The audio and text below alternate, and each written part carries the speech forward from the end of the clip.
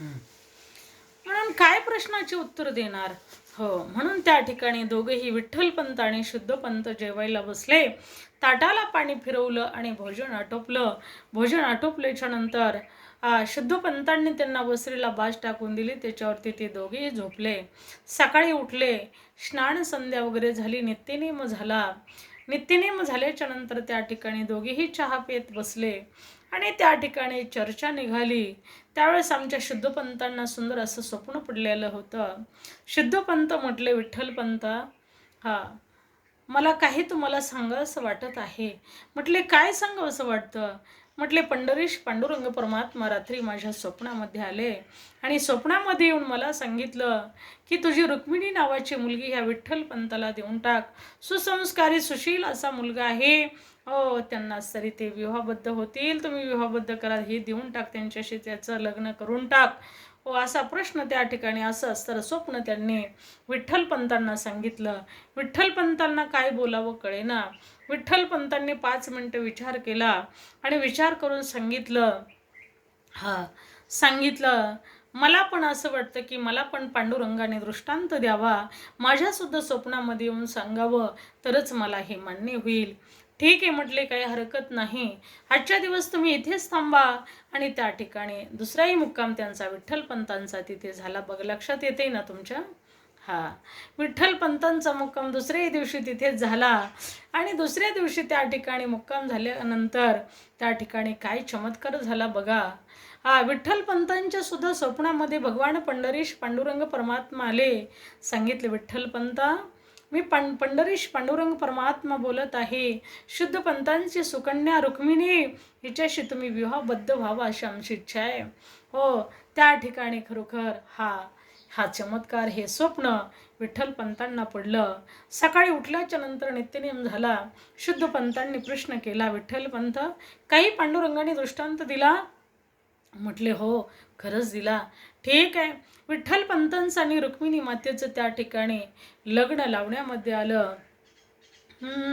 आली लग्न घटी समीपनवरा, घेऊन यावा घरा, ग्रहयुक्ते समपर्क पूजन करा, अंतरपटाते घरा, दोघी वधूवरा करा विभुवी, पुऱ्या सदाशिवमंगल सावधान. विठ्ठलपंतांचा आणि रुक्मिणी मातेचा लग्न लावण्यामध्ये आलं. विठ्ठलपंत आणि रुक्मिणी माता विवाहबद्ध झाले आणि त्यानंतर विठ्ठलपंत रुक्मिणी मातेला घेऊन आपेगाव या ठिकाणी गेले. देवदेवतांचं दर्शन घेतलं, आशीर्वाद घेतला, आपल्या मातापित्यांचा आशीर्वाद घेतला. प्रपंचाला सुंदर अशी सुरुवात झालेली आहे.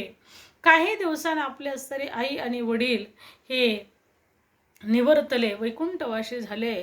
बापाचे छत्र जीवनामध्ये हरलं आणि आईही गेली. ज्याची माय गेली त्याला विचारा आईचं दुःख किती असतं.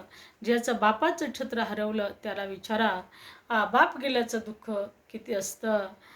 बापाचं फार प्रेम असतं मुलावरती आणि मुलाचं सुद्धा बापावरती.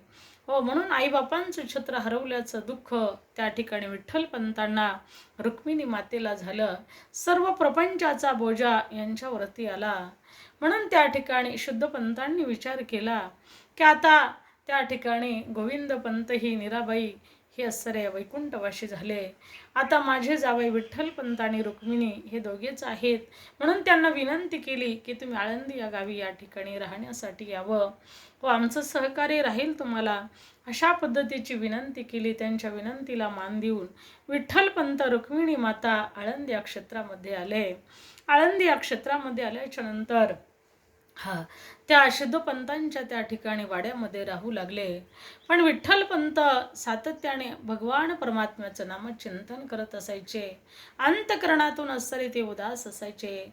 साधकाची दशा उदास असावी, उपाधी नसावी अंतर्बाही, लोलुपित काही निद्रेते जिनावी,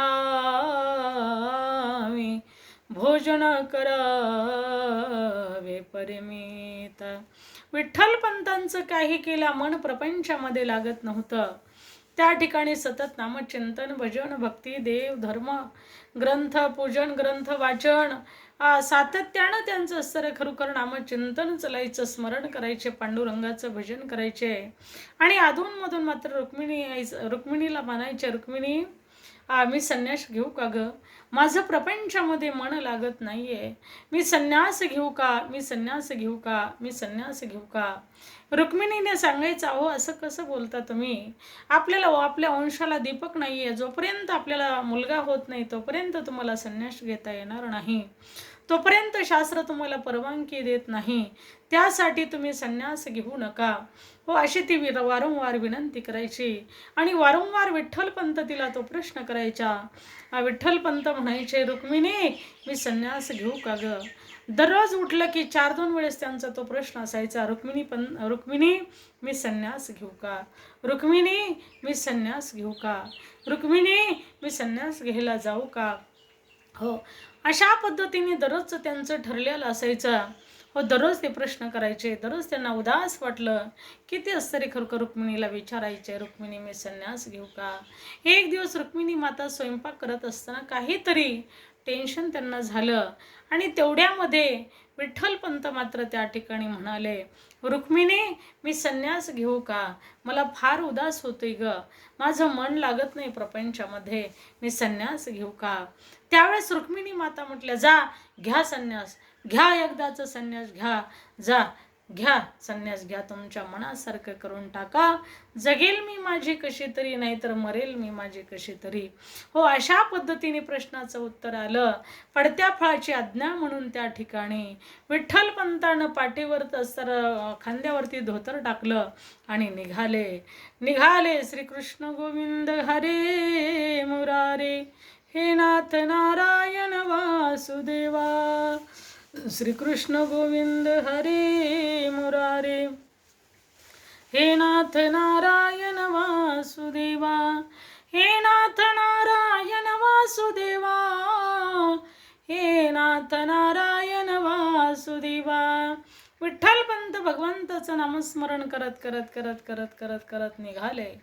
रुक्मिणी माताने 1-2 तासानं पाहिलं, इकडे तिकडे, शेजाऱ्याकडे, मंदिराकडे, अख्ख्या गावामध्ये चक्कर मारली, पण विठ्ठलपंत काही कुठे दिसेनात. तिला प्रश्न पडला, विठ्ठलपंत कुठे गेले असतील? अहो मी राग वैताग एकदा जा म्हटले तर खरोखरच हे गेले की काय? म्हणून सगळ्या मंदिरामध्ये पाहिलं, सगळ्या शेजाऱ्यांकडे शोधलं. इकडे असताना खरोखर आपेगावकडे चौकशी केली. त्या कालावधीमध्ये फोन पिन काही नव्हते, पण चौकशी त्या ठिकाणी केली आणि चौकशी केल्यानंतर कळालं विठ्ठलपंत तिकडेही नाहीत, विठ्ठलपंत मंदिरामध्येही नाही, विठ्ठलपंत इंद्रायणीच्या काठीही नाही, विठ्ठलपंत गेले कुठे? अशी त्या ठिकाणी शोधत असताना तिला काळजी वाटली. त्या ठिकाणी तीही उदास झाली, मोठ्याने रडू लागली.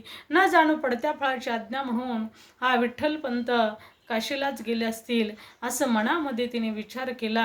आणि खरोखरच विठ्ठलपंताने काशीचा रस्ता स्वीकारला होता. आणि करता करता थोड्या दिवसामध्ये ते काशीमध्ये पोहोचले. इकडे रुक्मिणी आईसाहेब मात्र रडत असायच्या, उदास होत असायच्या. काय करणार हो, कसं करणार, कसं जगणार? म्हणून त्या ठिकाणी सिद्धेश्वराच्या मंदिरामध्ये जायच्या. आणि त्या ठिकाणी सिद्धेश्वराच्या मंदिराच्या पुढे जे असणारा खरोखर सोन्याचा पिंपळ आहे, पिंपळ वृक्ष आहे, त्याला मात्र प्रदक्षिणा करायला सुरुवात केली. 1,2,00,000 प्रदक्षिणा केली. 1,2,00,000 प्रदक्षिणा झाली. त्या प्रदक्षिणेचं यांचे तपश्चर्येचं फल म्हणून इकडे मात्र विठ्ठलपंत त्या ठिकाणी काशी क्षेत्री गेले.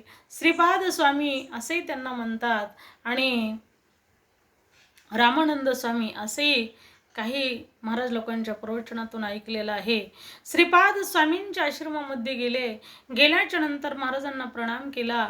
महाराजांना त्या ठिकाणी असतर कुठून आलो, काय आलो, महाराजांनी प्रश्न केला.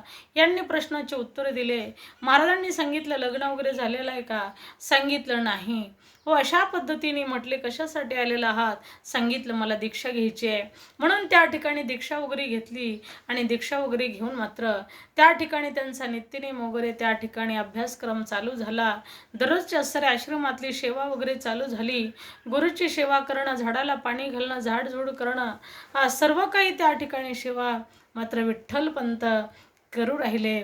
आश्रम हे नावच असतं त्याचं असं आहे की काहीतरी श्रम घेतले पाहिजे, त्याचं नाव आश्रम आहे. म्हणून आमच्या शिष्यांनी सुद्धा या ठिकाणी आश्रमातील सुंदर अशी सेवा केली पाहिजे आणि खूप आमचे शिष्यसुद्धा छान अशी सेवा करतात. त्यांनाही धन्यवाद. विठ्ठलपंत मनापासून सेवा करत असायची गुरूंची. तनु मनोजीवे चरणासी लागावी, अगरवत्त करावी दास्यत्व सकळ, तनाने मनाने धनाने त्या ठिकाणी गुरु महाराजांची सेवा करायची.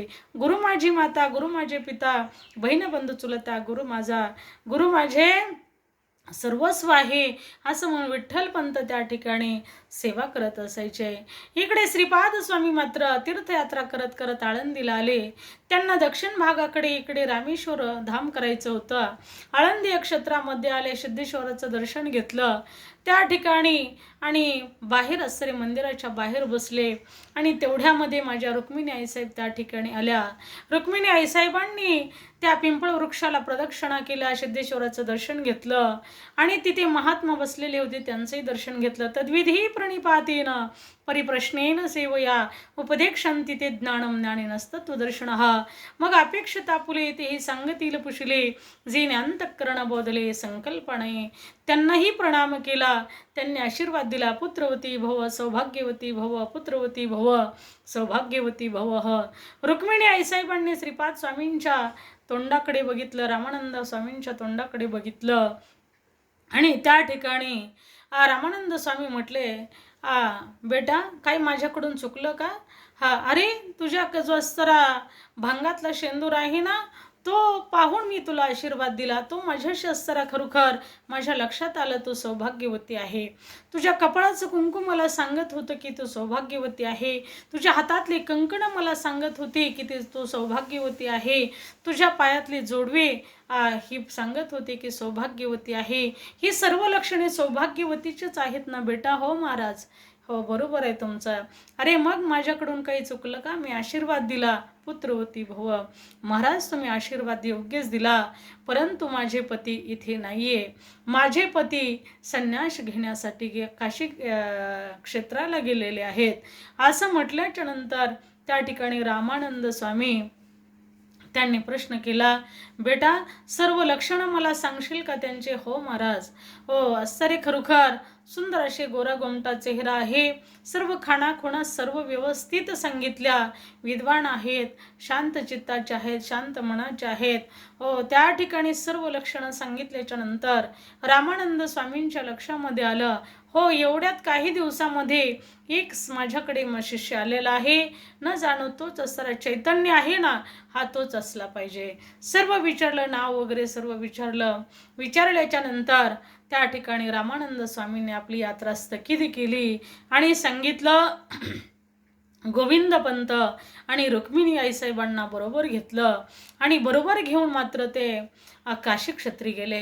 काशी क्षेत्री गेल्याच्या नंतर सर्व भरपूर असे काही शिष्य होते. शिष्य म्हटले, महाराज जी आहे हे, महाराज जी आहे हे, महाराज जी आहे, महाराजजींचं या ठिकाणी आगमन हो आहे. सर्व शिष्यमंडळ त्यांचं स्वागतासाठी आलेले आहेत. परंतु रामानंद स्वामींनी त्या ठिकाणी रुक्मिणी आईसाहेब आणि शुद्धपंतांना मात्र वेगळ्या ठिकाणी ठेवलेलं होतं. हो कारण विठ्ठलपंत तर दचकलेच की स्वामी महाराज एवढ्या लवकर कसे आले म्हणून त्यांना प्रश्न पडला.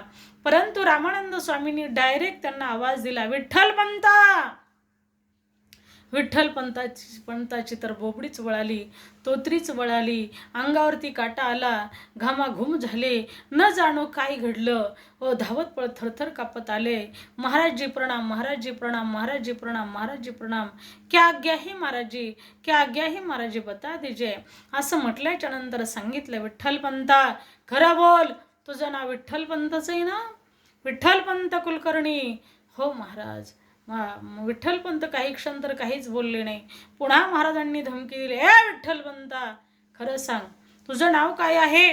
विठ्ठलपंतच आहे ना? विठ्ठलपंत कुलकर्णी म्हटले हो. हा ठीक आहे, तुझ्या पत्नीचं नाव रुक्मिणी विठ्ठलपंत कुलकर्णी बरोबर आहे की नाही? लग्न झालंय ना तुझं? खोटं बोलतोस काय माझ्याशी? हा, तुझ्या सासऱ्याचं नाव सिद्धोपंत. नाही महाराज, मी खरं बोललोय, मी कधी खोटं बोललोय? रुक्मिणी आईसाहेबाला आणि शुद्धपंतांना समोर बोलवलं, सांगितलं हे कोण आहे तुझे. त्यावेळेस विठ्ठलपंतांची तोत्री वळाली, थरथर कापू लागले. महाराजी क्षमा करा अपराध, महाराज तुम्ही सिद्ध. हो महाराज, मला क्षमा करा.